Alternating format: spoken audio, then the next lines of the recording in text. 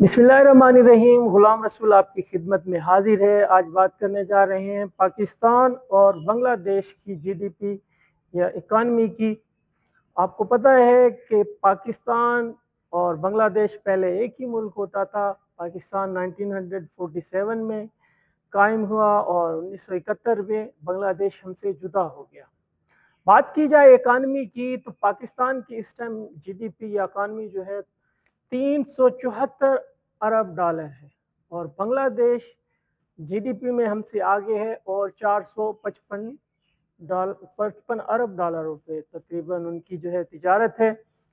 अगर फीकस आमदनी की बात की जाए तो पाकिस्तान जो है इस टाइम 1550 रुपये फीकस आमदनी पे है और बांग्लादेश की बात की जाए तो वहाँ फीकस आमदनी तकरीबन 2600 डॉलर रुपए है।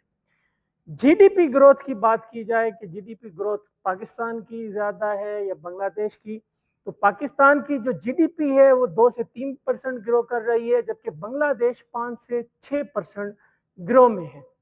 अब बात की जाए ज़र मुबादला की, तो ज़र मुबादला में पाकिस्तान के पास जो 15 बिलियन डॉलर है और बांग्लादेश इस वक्त तकरीबन 25 बिलियन डॉलर रखता है। महंगाई की अगर भी बात की जाए तो महंगाई तकरीबन पाकिस्तान में 20% है और बांग्लादेश में 9% है।